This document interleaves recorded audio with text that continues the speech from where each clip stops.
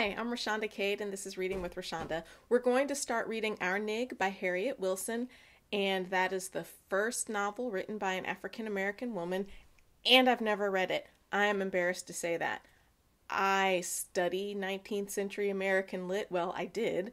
I even own the book in a collection, but I've never read it. I walk around with her name on a t-shirt. You see it right there? We have Phyllis for Wheatley, Harriet Wilson. And I hadn't read her book. So that changes today, and you get to read it along with me. So let's get started. Our Nig, or Sketches from the Life of a Free Black in a Two-Story White House, North, showing that slavery's shadows fall even there, by Our Nig.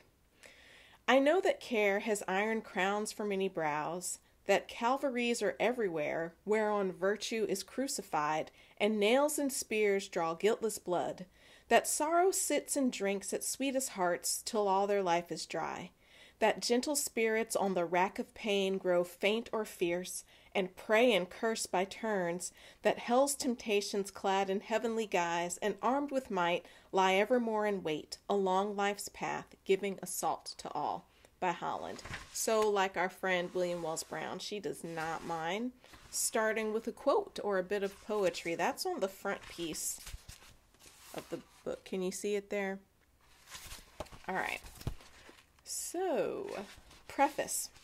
In offering to the public the following pages, the writer confesses her inability to minister to the refined and cultivated, the pleasure supplied by abler pens. It is not for such these crude narrations appear. Deserted by kindred, disabled by failing health, I am forced to some experiment which shall aid me in maintaining myself and child without extinguishing this feeble life. Whoa, okay. So her family left her and she's sick and she has a kid and she has to do something to take care of them that won't make her even sicker. So she decided to write.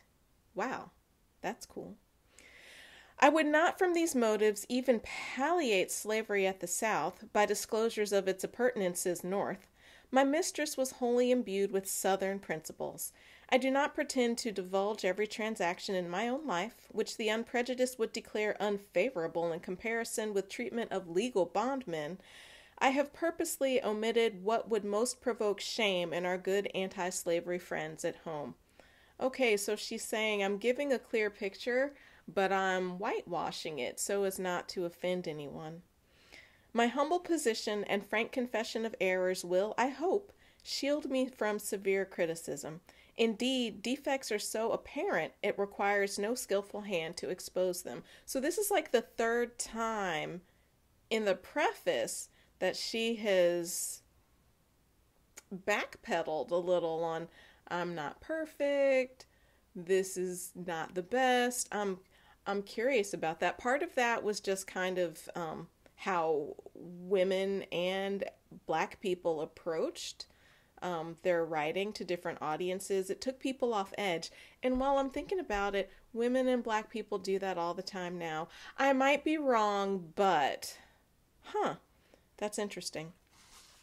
I sincerely appeal to my colored brethren universally for patronage, hoping they will not condemn this attempt of their sister to be erudite, but rally around me a faithful band of supporters and defenders. And so lastly, she says, can all the Black and brown people buy my book and be cool with it?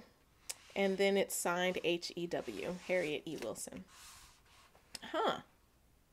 So if you're a person who doesn't read prefaces or introductions, you can find out so much in them. All right, so chapter 1, Mag Smith, my mother.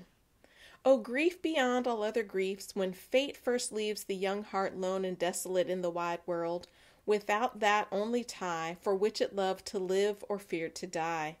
Lorn as the hung-up lute that ne'er hath spoken since the sad day its master's cord was broken. Its master cord was broken. By Moore. Lonely Mag Smith.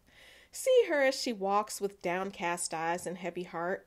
It was not always thus. She had a loving, trusting heart. Early deprived of parental guardianship, far removed from relatives, she was left to guide her tiny boat over life's surges alone and inexperienced.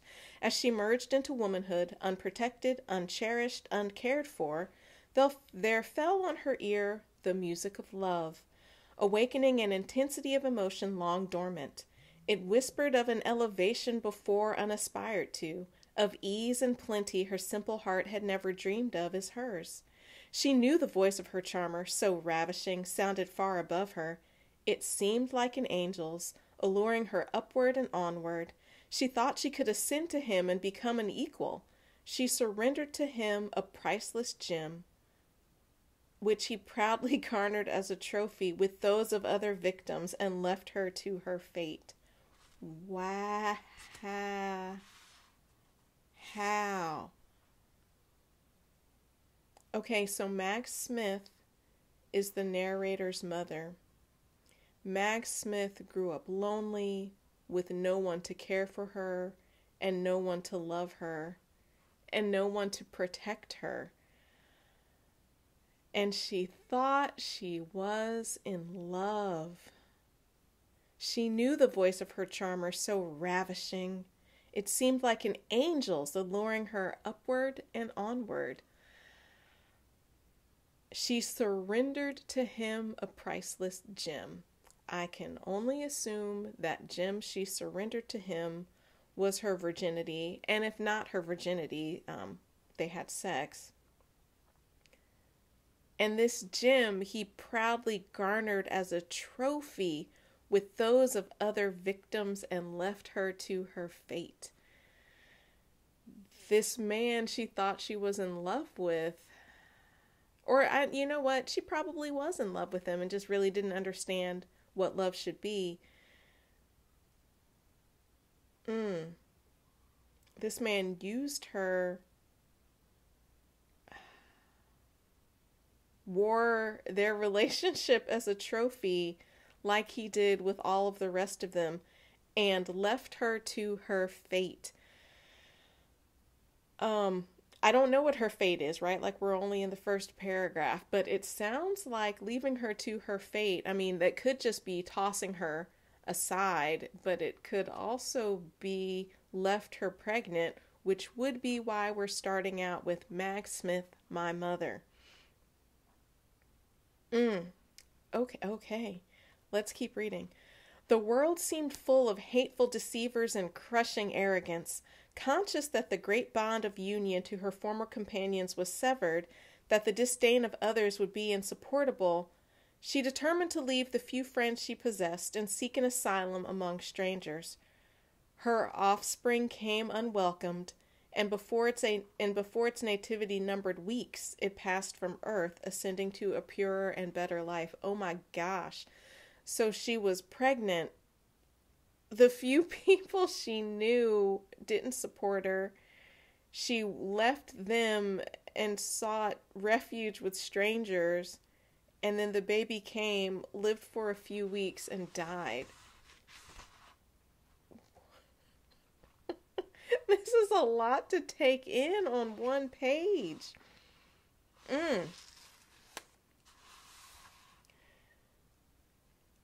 Whew.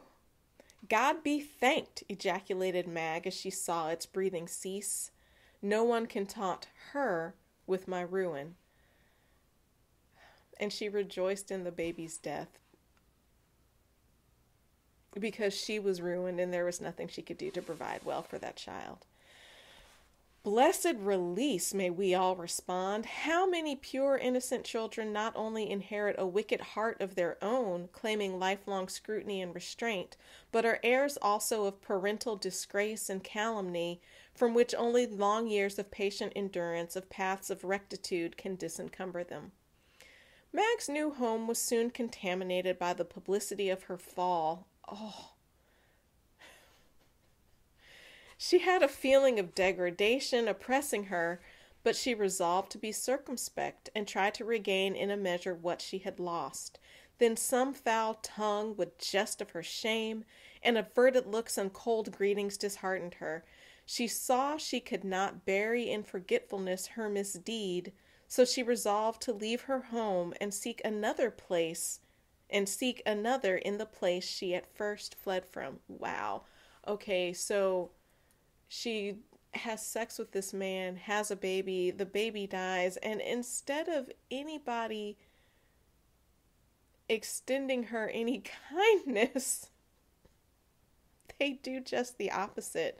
So much so that she can't forget what is termed here her misdeed, because the man clearly holds no responsibility for any of it. And she leaves where she went to as a stranger to find someplace else to go where she first came from. Oh, I am teary-eyed at this. All right. Alas, how fearful are we to be first in extending a helping hand to those who stagger in the mires of infamy, to speak the first words of hope and warning to those emerging into the sunlight of morality. Who can tell what numbers, advancing just far enough to hear a cold welcome and join in the reserved converse of professed reformers, disappointed, disheartened, have chosen to dwell in unclean places rather than encounter these holier-than-thou of the great brotherhood of man? Such was Mag's experience, and disdaining to ask favor or friendship from a sneering world, she resolved to shut herself up in a hovel she had often passed in better days, and which she knew to be untenanted. She vowed to ask no favors of familiar faces, to die neglected and forgotten before she would be dependent on any.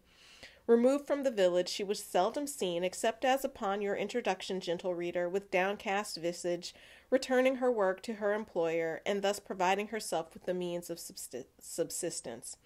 In 2 years, many hands craved the same avocation. Foreigners who cheapened toil and clamored for a livelihood competed with her, and she could not thus sustain herself. She was now above no drudgery. In other words, she had hit rock bottom. Occasionally old acquaintances called to be favored with help of some kind, which she was glad to bestow for the sake of the money it would bring her. But the association with them was such a painful reminder of bygones, she returned to her hut morose and revengeful, refusing all offers of a better home than she possessed. Thus she lived for years, hugging her wrongs, but making no effort to escape. She had never known plenty, scarcely competency, but the present was beyond comparison with those innocent years when the coronet of virtue was hers. Every year her melancholy increased, her means diminished. Every year she got sadder and broker.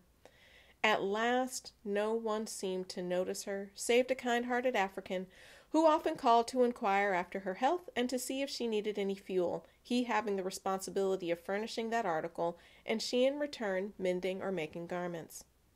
"How much you earned this week, Mag?" asked he one Saturday evening. "Little enough, Jim. 2 or 3 days without any dinner."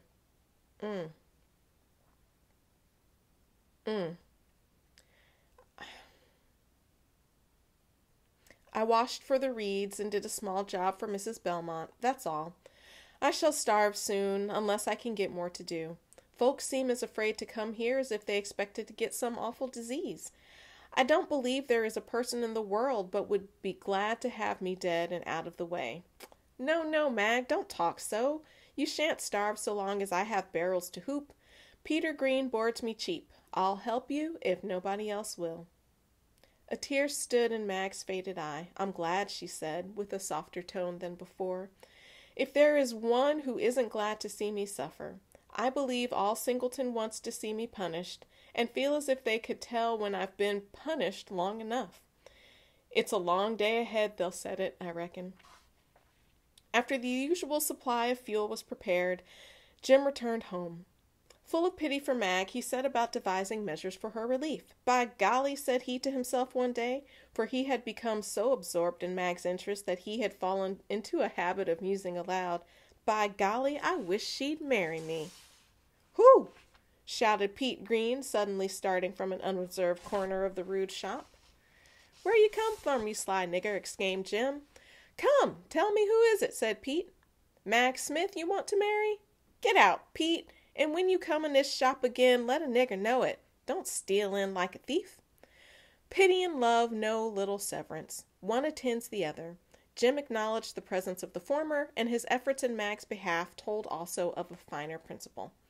This sudden expedient, which he had unintentionally disclosed, roused his thinking and inventive powers to study upon the best method of introducing the subject to Mag. He belted his barrels, with many a scheme resolving in his mind, none of which quite satisfied him or seemed on the whole expedient. He thought of the pleasing contrast between her fair face and his own dark skin, the smooth straight hair, which he had once, in expression of pity, kindly stroked on her now wrinkled but once fair brow. There was a tempest gathering in his heart, and at least to ease his pent-up passion, he exclaimed out loud, "By golly!"